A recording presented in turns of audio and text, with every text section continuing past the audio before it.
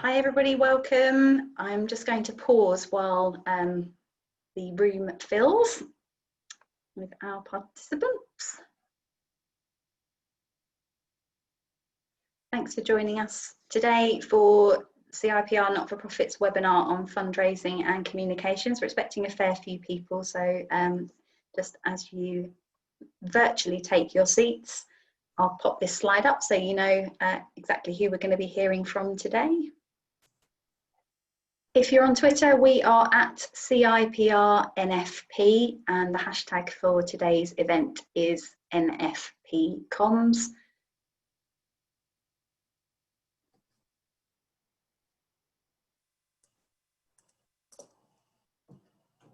Okay, how are we looking?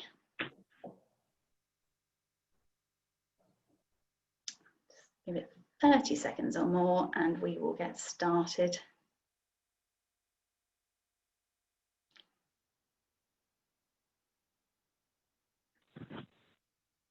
Okay. Great stuff. Good afternoon, everybody. Thank you for joining us. This is the webinar on fundraising and communications from the CIPR Not-for-Profit Committee. I'm Gemma Petman, I'm the Vice Chair of the group. This event came about because of a webinar that we held earlier this year, and we had a huge number of questions around fundraising and comms, so we thought it was worth revisiting some of those today with this event. Before I introduce the panel, just a couple of points of housekeeping. Firstly, the event's being recorded. It will be available to watch on Catch Up. Thanks to those of you who took the time to submit questions in advance.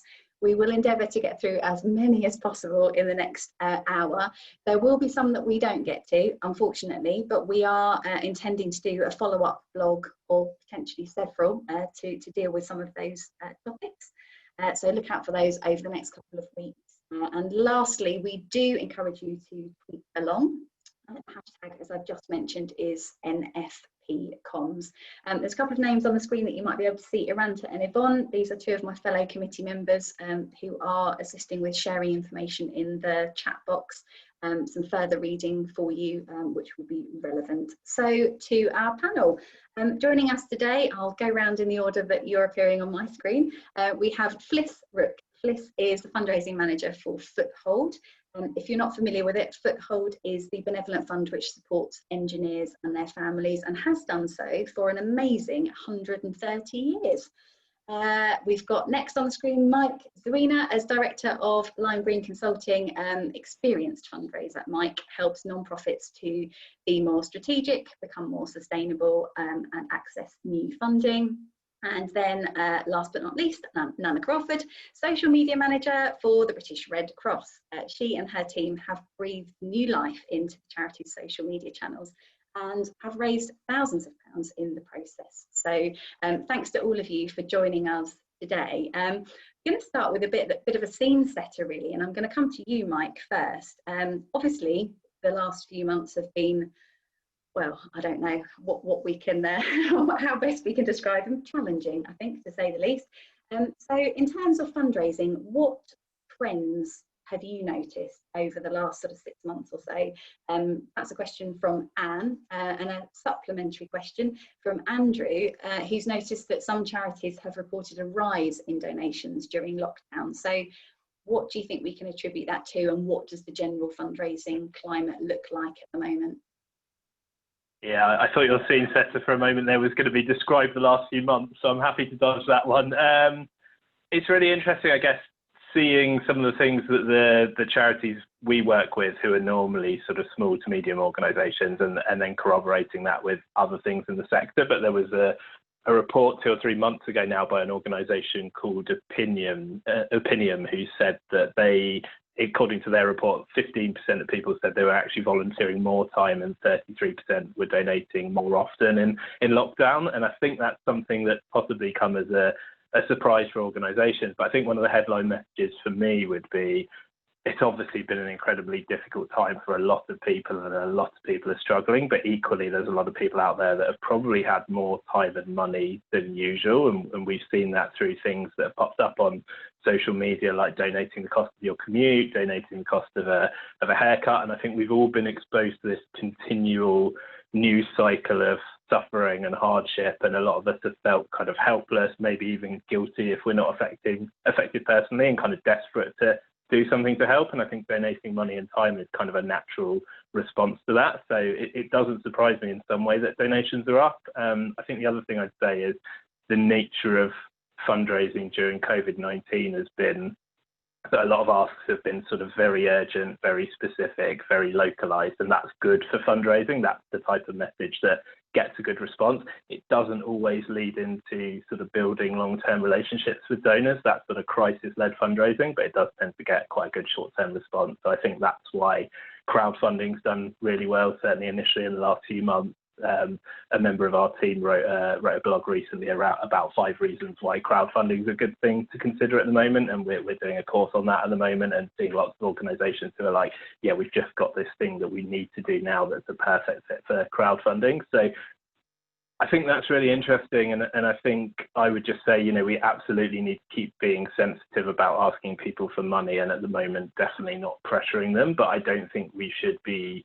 projecting our own concerns and discomfort about asking for money onto donors. And I think there's a lot of people out there that are actually welcoming and embracing that opportunity to do something and to support causes. And I think if you hold back from asking anyone because some people might not feel comfortable with that and some people might object to it, you're kind of denying not just your organisation an opportunity, but other organisations as well. And I saw someone who commented on social media recently saying, you know, if the local charity that I've supported for 10 years were to go out of business through this crisis and they hadn't asked me for money, I'd be furious, because, you know, this is an organisation I've supported for a long time and I want to keep supporting. So there's been a really sort of strong community spirit through it, and I think that's contributed to donations and volunteering being up. I think you've made several interesting points there, and Mike, and one that I want to come back to, and it's something, Fliss, that you might have a view on.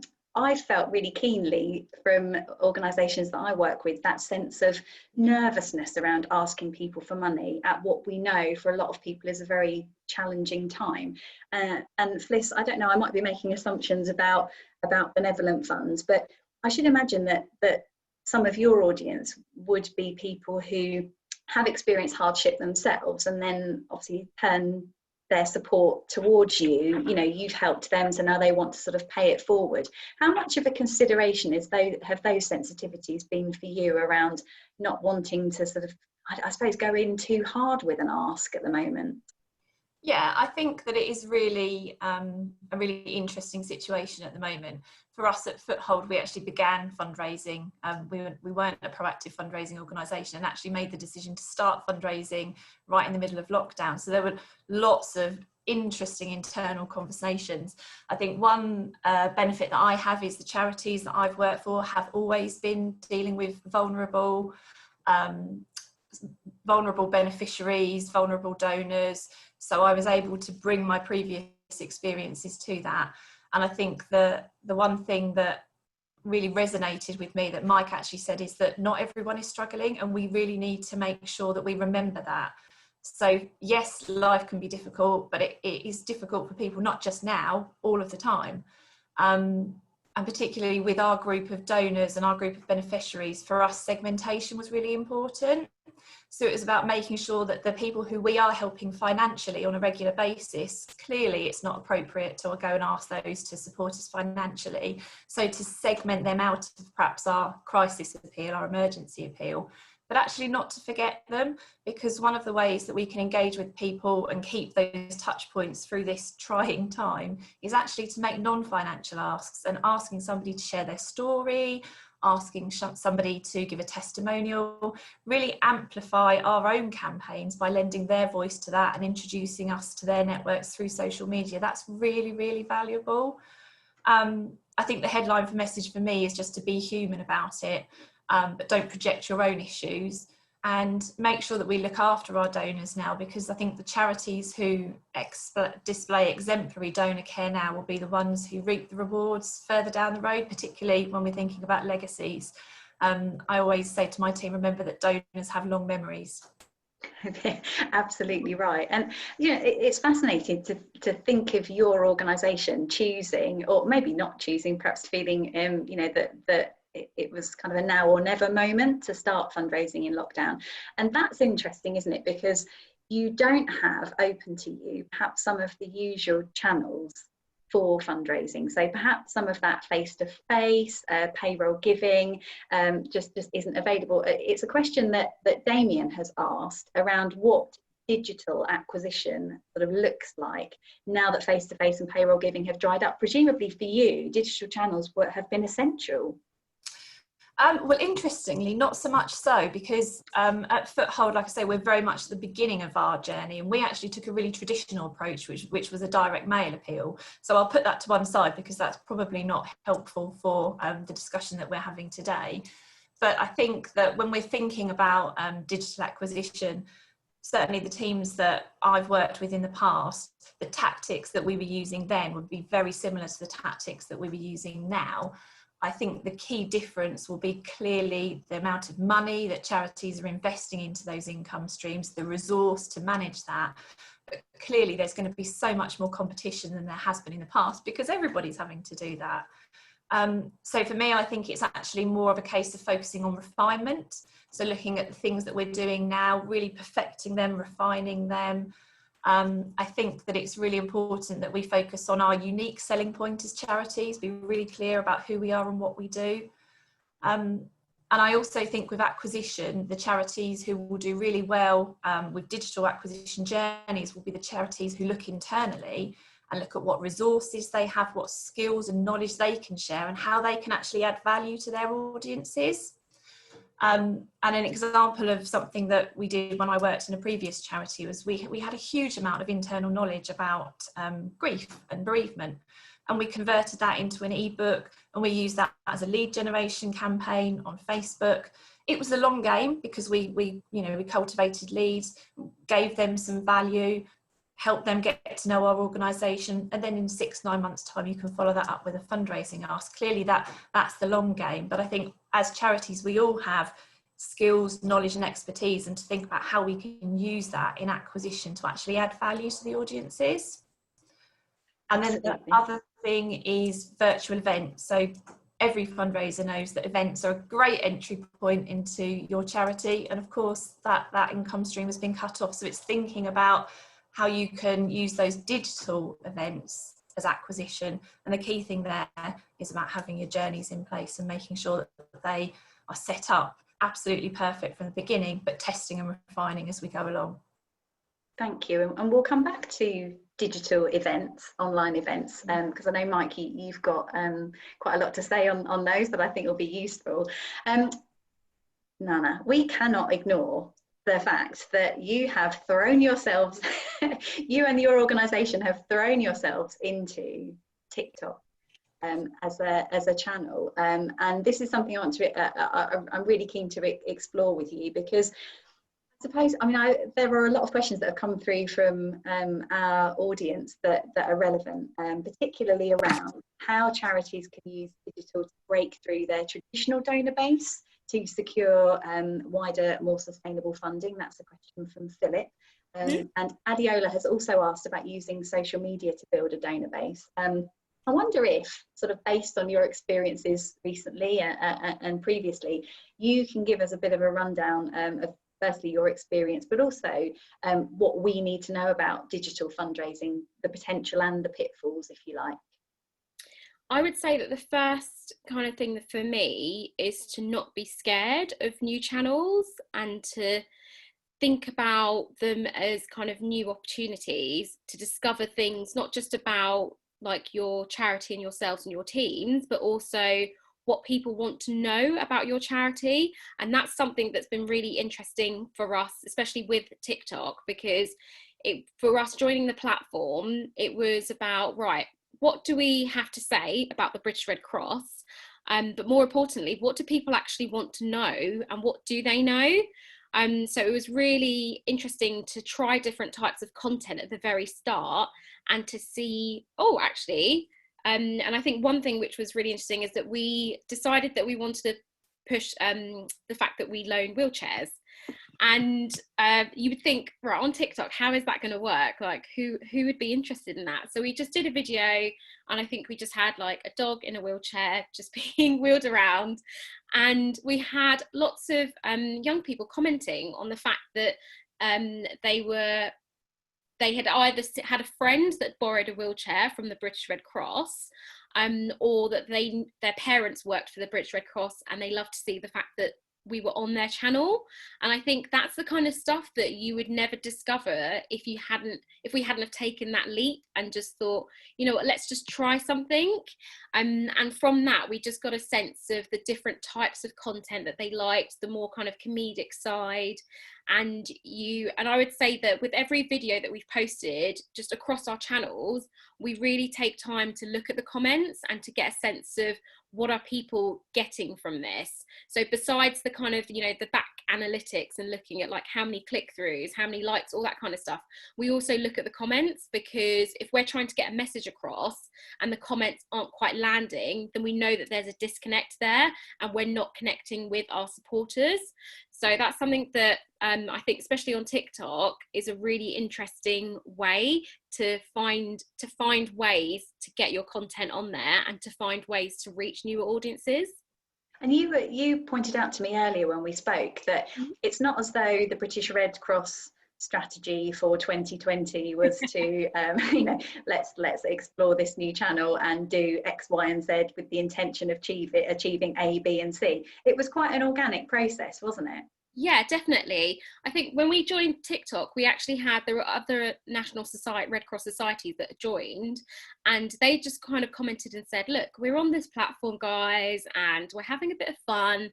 We think, you know, other national societies should try it. And we were like, actually, yeah, let's just give it a go. And when we originally set out, we just thought, you know, we spent a couple of days just kind of scrolling and trying to get a sense of what on earth is going on here. To kind of get our heads around it. I mean, we're still getting our heads around it.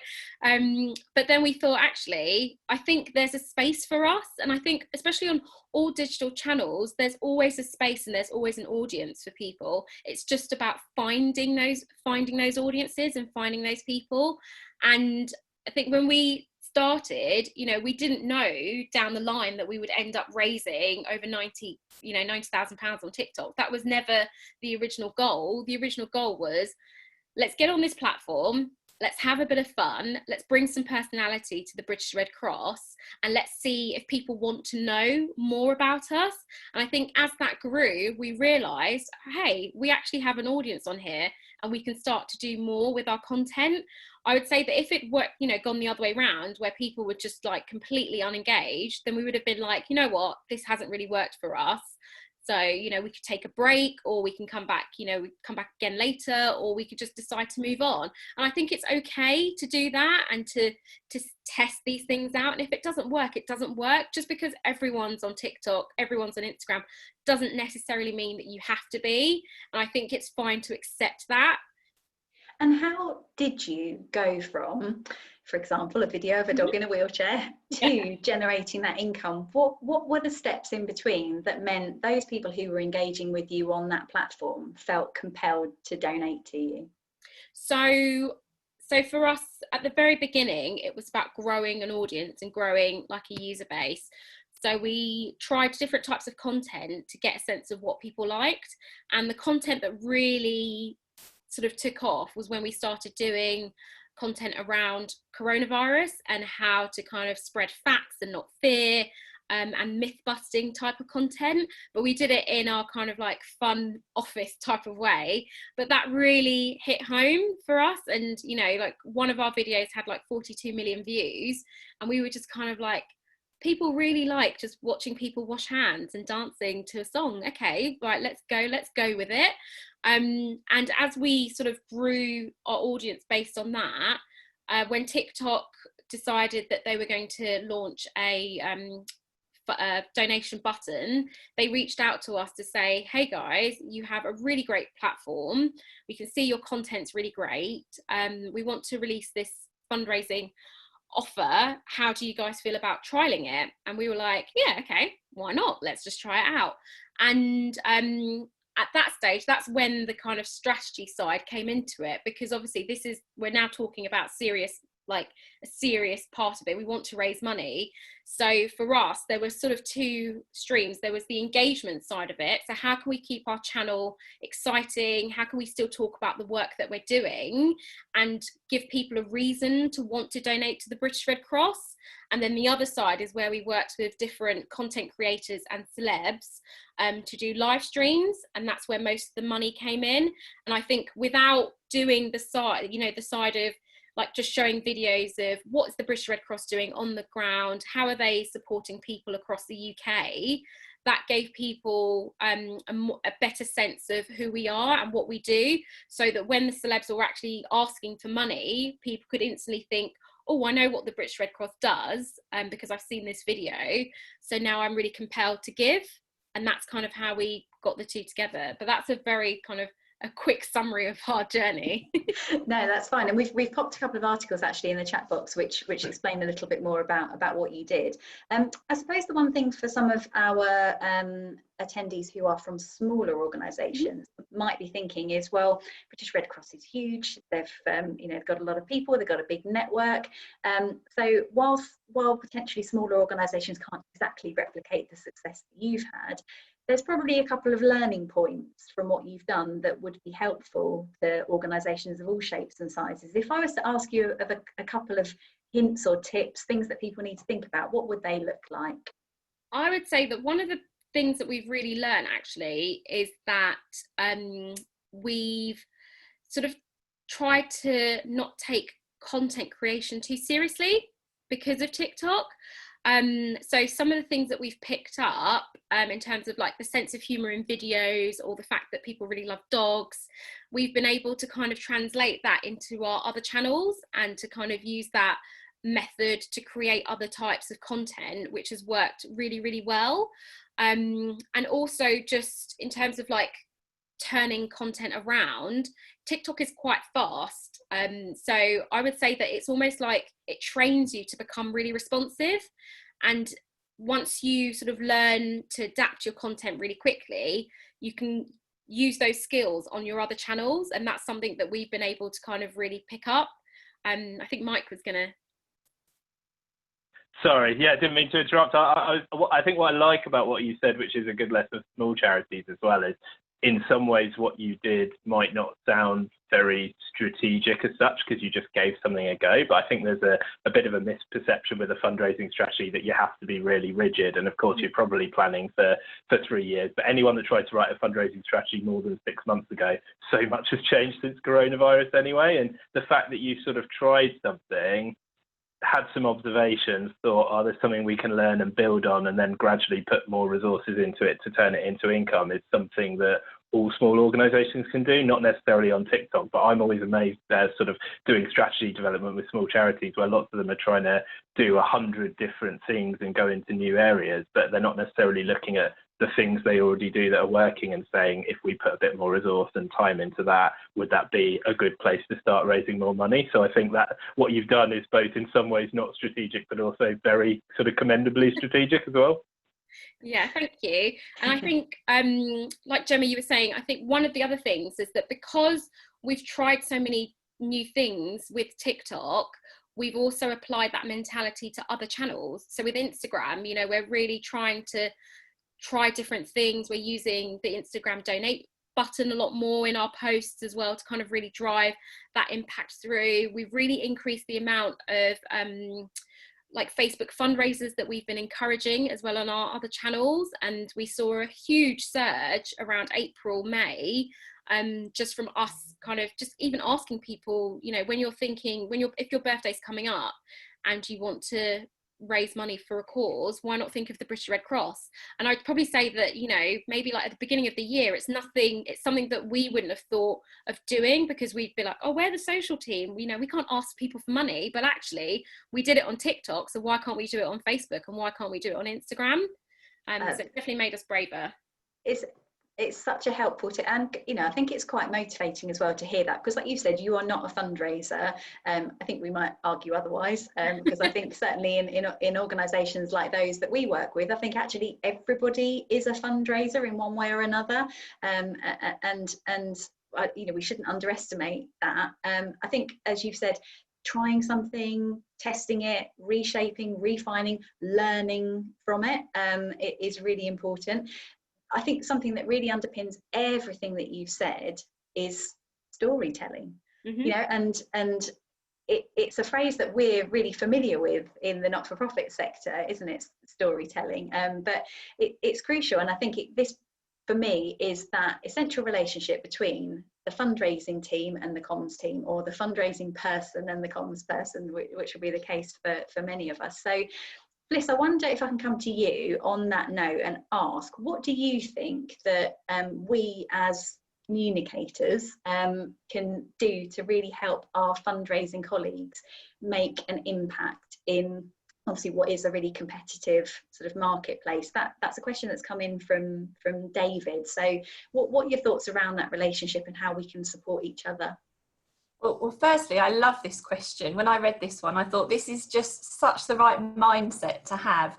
And, it works both ways. It's not just about comms colleagues asking themselves, well, actually, how can we help fundraisers? It's the same way around as well. And it really got me thinking, actually, that there's so many of us that potentially are returning from furlough, or we've been on maternity leave, and there's a real disconnection. And I think it's so important to make sure that comms and fundraising have that closeness, that they're collaborators, that they're partners, and that could be really lost, especially with everything that's gone on at the moment. So I think I say it a lot, but it is about being human. So make sure that if you are a team who has been apart for some time, that you're checking in with each other, really reconnect, because if you haven't got that working relationship, it's really difficult to grow anything from the base of that. And then in terms of more practical things that I think are really essential with comms and fundraising teams, it's about having shared goals. I've often heard in the past some comms colleagues have said, well, fundraising always gets all the glory if something goes well. And I always think that's really sad. So I always work really hard to make sure that it is about having a one team approach. It's very cliche, one team, one target, but it works. So it was really great actually to hear Nana, you saying about, well, I'm not a fundraiser, but we were brave and we asked, and it's great. And I think that, it's inspirational that you did that. Some other practical things that I think would be really useful at the moment, I think it's about empowerment. So empowering and enabling fundraising staff and volunteers to do the job, and to do the job that you comms professionals need us to do. So that might take the form of actually making sure, have we got the templates that we need? Have we got the brand toolkits that we need? Are we using the right key messages at this point in time? But also practical things like how-tos on how to take videos that you want for social media, how to get really good content, because there's nothing worse than a fundraiser working really hard to produce something that you get and then the end result is something that you can't use. So empower us, help us, and just be open to trying new things, because the pressure's really on for fundraisers right now, and we need to draw on your skills and expertise, and you need to draw on ours. But I think what underpins that all is just being brave, trying new things. And as I always say to my teams, don't be afraid of failure, because it means that you're trying.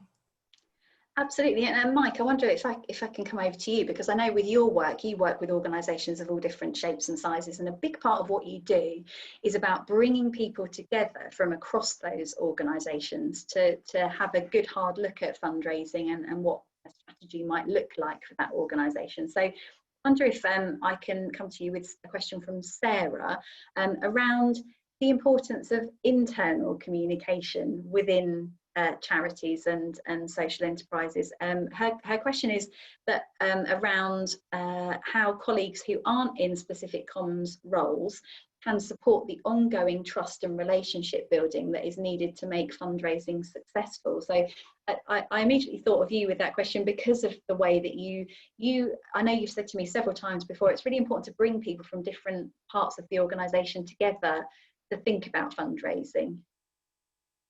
Yeah, so like Fliss, I'm a big fan of people asking questions like this because I don't think it always happens enough in organisations. And I think in my experience where fundraising fails, you know, it's not normally because the fundraiser is not very good or the cause isn't easy to sell. You know, sometimes those things can be factors, but it's because a fundraiser is left to achieve that success on their own. So we actually have a kind of crib sheet, if you like, of things that anyone in an organization could do. And that's things like, you know, always sharing impact data clearly and quickly, providing leads where there's an angle for a story or a case study or an opportunity for something to follow up for fundraising. And then on to just some really simple practical things like, you know, sharing details of campaigns and events on your social media as well as your charity social media, being willing to volunteer at events, being a sounding board for new ideas, and just showing appreciation and celebrating success. And the comment Fliss made about people feeling like fundraisers get the glory when it goes well. My experience is often the opposite, actually, and that people are mostly interested in fundraising when it's going badly and when money needs to be raised really quickly. And then everyone wants to talk about fundraising, and then you kind of have your success and everyone's like, oh yeah, you've got that grant, on to the next one or on to the next event. And it's almost taken for granted. And a big thing that fundraisers feel they often miss out on is just a bit of that support, appreciation, and that feeling that when it's going both good and badly, it's everyone's problem. And I think there's loads of little things there that don't take people very long, that can just, partly it's about raising money, but it's also about supporting those people who are fundraisers to feel confident and enjoy their roles and do a better job. Yes, really good points. Yeah, I think we've all worked in those organisations when things go badly, it's all your fault. But when it goes well, somebody else takes the credit. Fliss and Nana, I wonder if I can pose this question to both of you. Mike's spoken there about getting people from across the organisation involved in fundraising. Something that I do a lot as a comms person, and I know many others in the room will also do, is pulling together kind of stories of people that the organisation has helped, case studies, testimonials, whatever you want to call it. Juno has summed up this question really well, so I'm going to read directly. She's said that as fundraisers and communicators, we rely on receiving adequate information and stories from colleagues working directly with beneficiaries. She's asking what are effective strategies to ensure a consistent flow of that information and content within an organisation, particularly how we can overcome individuals' reluctance or fears or even opposition towards sharing stories in this way. And I don't know that she's necessarily talking about beneficiaries, because certainly I find people who've been helped by an organisation are often the ones that want to get the flags out and really shout about it. I found more the issue is with perhaps frontline workers within the organisation feeling quite protective of the people that you've helped. How do the two of you deal with that, if that is something that comes up for you? Yeah, this is something that is really close to my heart, actually. Storytelling is something that I really am passionate about, and we've done a lot of work in my previous charities and where I am now as well. And you're absolutely right. I think that for frontline workers, they are incredibly protective of the service users or beneficiaries. And for some of them, it can feel really uncomfortable. And they don't, you know, for various reasons, they won't or they can't engage in the process, and that's a real blocker for fundraising and for comms as well. So in my last charity, we did a huge piece of work about it, and it took about 12 months, but there were some, I look back at it now, and there were some real key learnings. And the first one was that storytelling has to be an organisational priority. So it has to come from the top. The leadership team down have to be singing from the same song sheet. That stories are an organisational priority. They're part of our strategic framework, that, you know, they are the lifeblood of what we do. The other interesting thing was when we were talking to people who wouldn't engage, more often than not frontline staff, when we really got down to the nuts and bolts of it, it was simply that they didn't understand. They didn't understand the value of the stories. It was just another thing that they had to do in their work day. And from that, we actually did some training. So we did storytelling training. So we picked key staff and did some storytelling training with them. We used somebody external for that. But then we didn't have a big budget. So we then rolled that out through the rest of the organisation with mini lunches and learns and skill swap sessions. And we really helped everybody to understand why stories are so important and why we need to tell them. We integrated it into all of our journeys. So for all of our beneficiaries, they will be asked at some point in time, when it's right, would they be prepared to share their story? And whilst I'd advocate for that, I'd say it's really important to actually not underestimate the value of having somebody ask that person face to face, somebody at the charity that they like, they admire, they respect, they trust, to make that ask. It will always be more successful. We also took the step of adding it into KPIs and objectives for individuals. And that was quite a big step for us. And we weren't really sure how that would be received, but it did work. It tends to be, doesn't it? The work that gets measured and reported is the work that gets done. We also set up a storytelling group. So rather than it be one team or one person's responsibility, we actually took storytelling champions from different areas of the organisation. And I think when I started out, I was very keen to take on the world and get everybody engaged in storytelling. And I quickly realised that A, that's not going to happen. But B, all you need is a few motivated people in strategic areas. So for us, that was 3 of our service areas, and really work with them to actually get the stories and the leads that you need, because you don't need everybody. It'd be lovely if you had it. And just like I think somebody mentioned earlier, just celebrate successes. So if somebody refers a story lead and you use it and it goes on to do really well on social media, or you use it in an appeal, go back and tell that person who referred the story lead, tell them what it meant, them referring that story lead. I think if people just are referring leads into a black hole and they never have any feedback about actually how that was used and the impact that it was made, it's not really very motivating, is it? No, I agree. And Nana, has that been your experience? I mean, is there a good flow of information within your organisation that sort of makes your job easier? Is that something you found? Yeah, definitely. And I agree with all of Bliss's points, to the point where in our organisation, we actually have a stories team. So they're the ones that are kind of I would say the initial gatekeepers of our stories, and finding stories and educating the organisation on why stories are really important.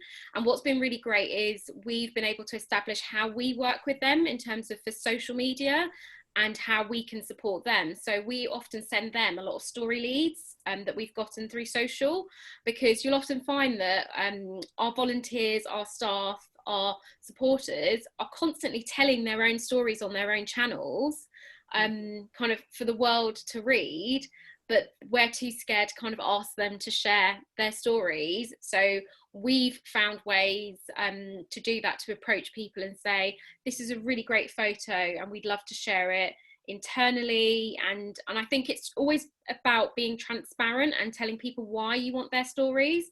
I think if you're just basically just grabbing, it just looks like you're constantly taking. And like Fliss said, it's also about giving back. So anytime we ask people for their stories, we tell them, you know, like where it's going to go, why we want it, what we love about it. We always ask them if they want to be tagged, if they don't want to be tagged, you know, especially if we're using it on social media. Most of the time they're always like, yes, please tag me. And sometimes they're just really excited at the fact that the British Red Cross has noticed them. And especially staff and volunteers, we found recently, we've had so many volunteers send us Instagram DMs when they're just out and about, and they'll send us a photo of like, here's me in front of the van. And I'm just like, oh, okay, thank you for that.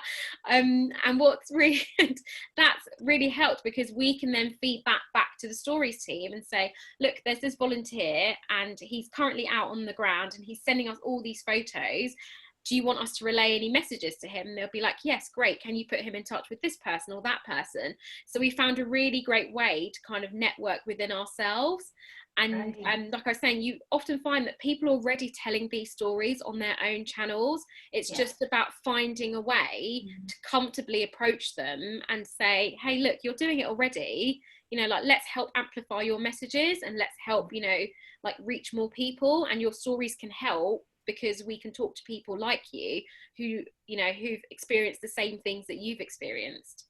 And Mike, if I can just come to you briefly, I know we've spoken previously before about sort of stories, case studies, testimonials. This isn't just about filling our channels with positive stories. Actually, these can have a really direct impact in funding applications, can't they? I know you really advocate for telling or talking about impact from the perspective of a beneficiary, particularly in funding applications where that's possible. Yeah, absolutely. And I think there's a bit of a misperception sometimes that organisations are good when they're speaking to individual donors at telling those stories, but then if they're approaching a company or a trust, they almost see it as this faceless organisation and they revert back to jargon and drier ways of doing it. And actually those stories and case studies are so important, because no matter how large the organisation you're approaching for fundraising support, there's going to be an individual or a team of individual people making decisions, and you need to kind of appeal to those. And there's lots of really geeky science around sort of human decision making and how we do it. And we do a sort of roughly monthly fundraising podcast as well. And I had someone on it a few months ago chatting to them. She's a neuroscientist who looks at the human brain and the way we make decisions. And I think that natural tendency when you're fundraising to talk about the scale of a problem and make people think, you know, there's 30,000 people experiencing child poverty or whatever. It feels like the natural way to do it for you, but actually people respond best to those individual relatable stories. And so all of that content is gold dust. And I think all of those suggestions from Fliss and Nana are brilliant. And I love the idea about actually building it into KPIs as well, and sort of having a few champions in your organisation who do that. I was listening to that thinking, if some of my clients did that, then our job as fundraisers would be so much easier. Absolutely. I mean, where this leads me to now is I've got a little cluster of questions from people who are all broadly on the same topic. Somebody has posted one in the chat box, which is on a similar theme. So I know this is something people are really dying to know. So the question in the chat box is around, for Nana, what proportion of your social media posts now contain a fundraising ask? I think that for me sums up kind of the nub of the issue. We potentially have got so much material to share with people. We've got so many different requests that we want to make of our different audiences, especially if we've gone into segmentation and so on. How on earth do we organise all of that? Like, how do we make our social posts sort of different to each other? Maria sort of said, you know, how do we ensure that our comms messages aren't all sort of overtaken with fundraising asks? Because certainly within her organisation, she's not sure of the impact on engagement. Angela's made a similar point about, you know, just how do we organise this content so that we're making the most of it? Our posts don't all look like each other, but we have also somehow woven a fundraising ask through. It sounds really complex. Is it? It's a lot, but I think for my team, we're always really clear with any project or on any campaign what our objective is. And if our objective is engagement, then we're really clear and we set a limit of, right, this is what we're doing on our channels. If you want to do a fundraising ask, then we will build up the audience and you can retarget them in paid with a fundraising ask. You know, so you can do it through, that's one of the strategies that we always adopt. If we do want to do a fundraising ask, we'll always feed it into the journey. So we'll always think about, right, how long is this campaign going to be? And where do we think is the most appropriate time to then actually ask people for money or to take part in a challenge? And most of the time we're like, actually, we want to give people a reason first before we ask them to do anything. So you've got those kind of like two strategies. And so one of the things that works really well for us is that we sit within a digital channel squad. So we also work with our email marketing, web, you know, so that we can think about the journeys and the different touch points that people also have. So, you know, if we're not asking them for money or to take part in an event on social media, but we're directing them to the website, for example, can the website do that side of the journey and ask them for money, or ask, you know, can we sign them up to email and then retarget them and then ask them? So there are different, I would say that those are like three main touch points that we look at. And in terms of like the percentage, if I had to give it a number, I'd probably say that like maybe 20% of our content on our organic channels have a fundraising ask, because 80% of it is just, we want people to care about what the British Red Cross does, and we want them to see that we care and that we notice them, and we want to give them content that they want, because we want to keep them engaged, because you're never going to get that conversion for that fundraising ask if you're just constantly spamming them with asks, but they're not actually taking the time to say, oh, we know that you really love dogs, so here's some more dog content for you. Tell us about how you're feeling today. We'd like to create different types of content to keep people engaged. We do quizzes, we do, just general content with dogs, with cats, whatever else. And again, we get a sense of, if people are commenting, are they ready for a fundraising ask, or are they still just kind of on the high and they just want to see more content? So it's kind of an up and down, but we monitor that. But I would say that those are our kind of three main sort of angles for tackling the fundraising ask on our social channels. Thank you. That's really helpful. And Fliss, is that your would you kind of agree with Nana in terms of being organised firstly, creating those connections with people, and then taking that step? Is that the approach that you take at Foothold?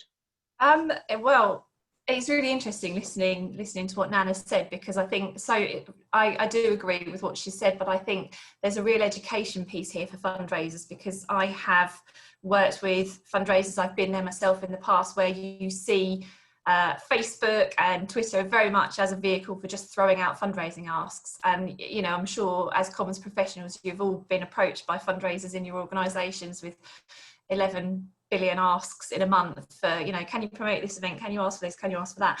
And I think education is really important. So yes, we use very much the strategy of retargeting, but in order to do that, the fundraisers need to know that they need to allocate a budget for that, if that's how budgeting works in your organisation. So a turning point for us again was about training fundraisers, so letting us into the comms world and sharing with us your learnings and the reasoning why you're making the decisions that you're making. And I think that the other point that I would make on that is, we're talking in this conversation about separating fundraising asks and organisational asks, but I think the other way to look at that is they are just organisational messages, and the money is the mission and the mission is the money. So I think try not to overthink it and separate them out, because they should naturally merge together, and there should be opportunities through our organisational messages to always weave in a fundraising message, and that may be something as simple as alongside a story or something else that, you're reminding people constantly you're a charity and you're funded by donations and gifts in wills. It doesn't sometimes need to be any more than that. I can think of several organisations that I've crossed paths with in a nice way during lockdown, where I didn't even realise they were charities.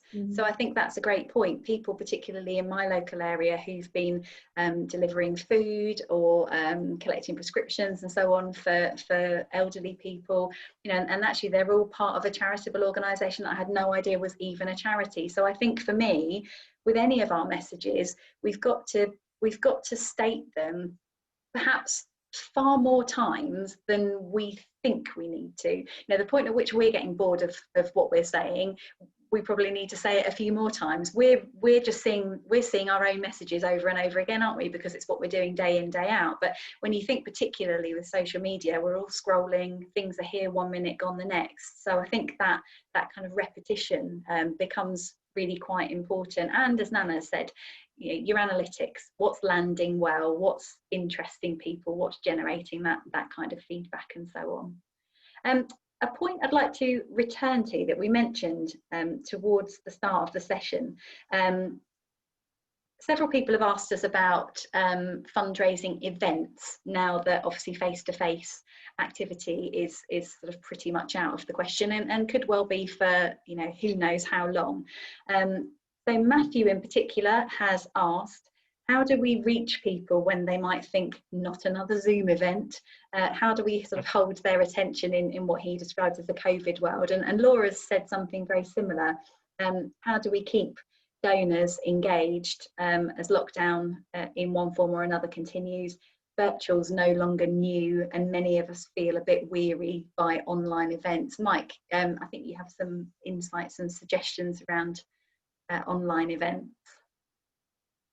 Yeah, and I guess I'd start with our own experience as Lime Green Consulting, which isn't necessarily fundraising events, but as you know, Gemma, because you take part in a lot of them, we do, well, until March, we did face-to-face training courses that then suddenly, abruptly moved online from sort of late March onwards. And I think you start by really worrying about, can you recreate what you did face-to-face, and are people going to be engaged? And like over the last few months, we've just been blown away by the positive feedback from people and the patience they've showed, but also the positives they're finding in doing things online. So I think it's really easy when you're trying to do something online to focus on how it's different from a face-to-face event and fretting about whether you're going to be able to do all the same things. But there's other things you can do online that you can't do face-to-face. And we've had feedback from so many people who've said, you know, not only was this a good training course, but it was so much more accessible to me because I don't live in a big city, or I have mobility issues, or I have childcare issues. And so I guess it's helpful to start thinking about not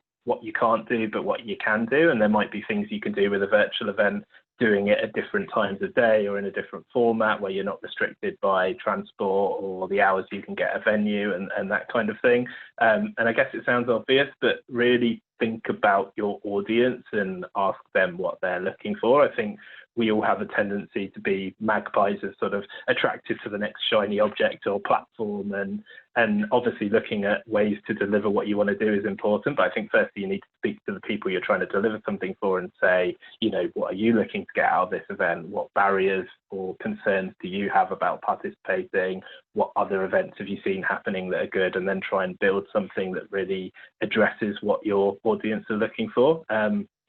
And I think it can feel quite pressurizing to try and put together an online event to begin with. But I kind of think, well, if you take the same time and creativity that you would have put into running something face-to-face, I mean, people spend hours volunteering at events and the setup and all the rest of that. And if you put that back into the design process for an online event, and the budget and the time, etc., there's a lot you can do there. And I guess it's not really virtual fundraising events, but I started to see in recent months, you know, people moving beyond Zoom and particularly PowerPoint, and, you know, everyone's getting bored of the same format, but there's all kinds of interesting presentation tools you can use out there. Prezi's one where instead of having slides, you sort of navigate around a big screen. And I saw something amazing on social media the other day where someone had turned their PowerPoint presentation into like a virtual museum tour. So you kind of went around different rooms and into rooms for a section and that kind of thing. And I just thought, wow, you know, there's so much there you can do if you don't just think about a face-to-face event and converting it online, but you sort of start with this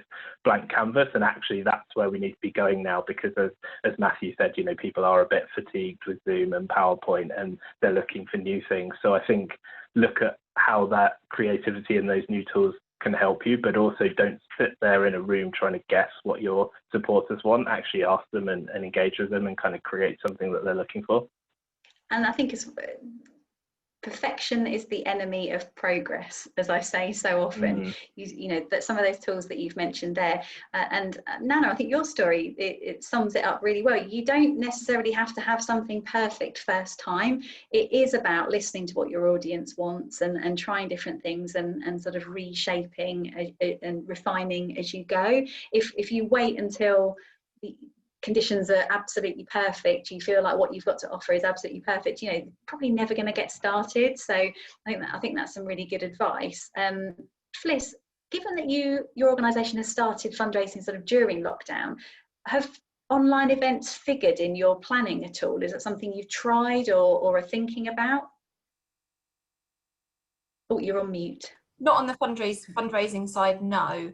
We're a really small team. We've only got 13 people in the organisation. I'm the sole fundraiser at the moment. So for us, it's not a priority. But of course, like all charities, we've had to look at taking our services online. So looking at webinars to deliver services. Yeah, and presumably, given the, I suppose, the instability of the situation at the moment, anything that you're trying now is likely to continue for some time, so you will have that opportunity to kind of keep reshaping and refining what you're doing. Watching with interest. Absolutely. And how about you, Nano, in terms of online events and activities? It's possibly outside of your area, but it'd be interesting to get any insights from you. So we're doing one at the moment. Actually, we're doing a virtual event, Miles for Refugees. Well, it's not virtual in the sense that we're going to be encouraging people to make their miles count towards refugees.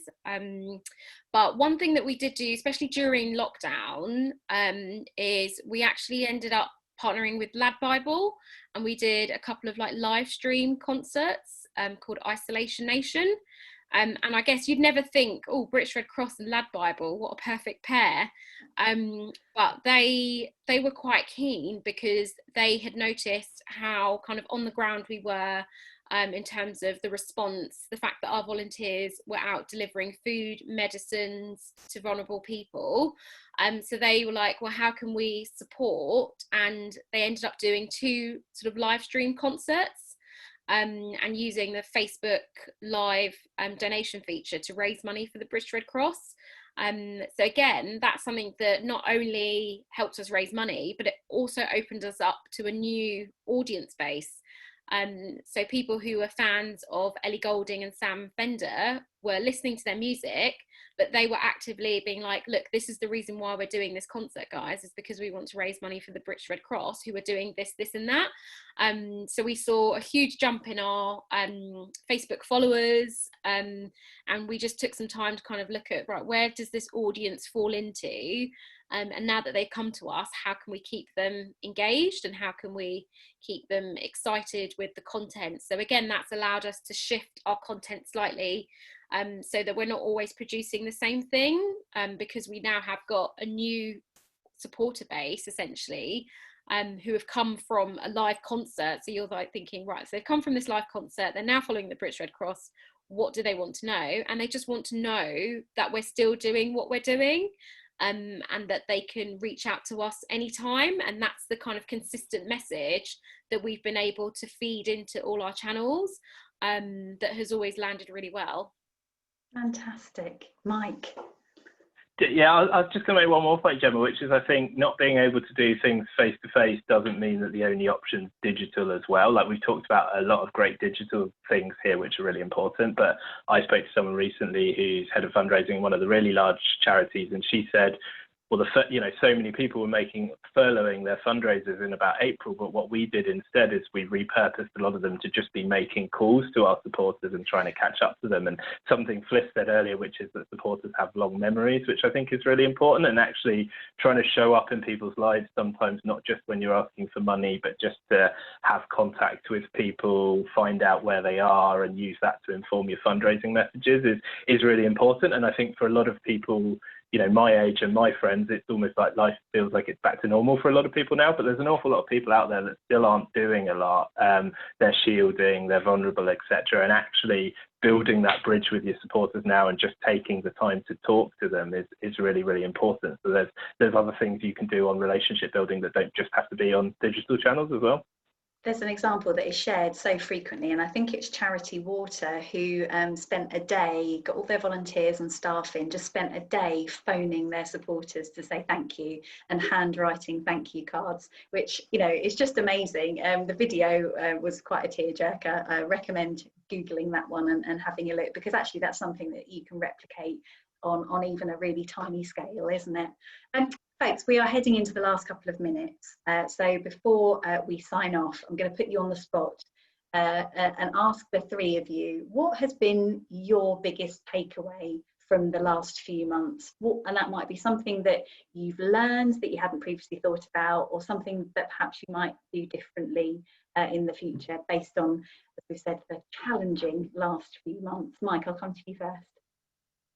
I get to be put on the spot first. I think one of the big things for me is it's been a really, really challenging few months, but it's not been without its opportunities and its good news as well. And like I talked about the top about, how many people out there are still engaging and wanting to donate, etc. But I think also the organisations that are going to do best over the next few months are the ones that don't just rush back to normal, but say, like, what have we learned? What have we done differently? And I've seen so many organisations that have tried things not just in their fundraising and comms, but in their service delivery as well, which they just never would have thought of doing, or would have said that wouldn't work, it wouldn't be worth trying, it wouldn't be worth the budget. And by being put on the spot and having to do it, they've tried it, and it's worked quite well. And, you know, it's not to say we're not going to go back to anything we used to do as well, but I think there's elements of what we've tried that have allowed us to reach new people with different messages in different ways, and we should absolutely not be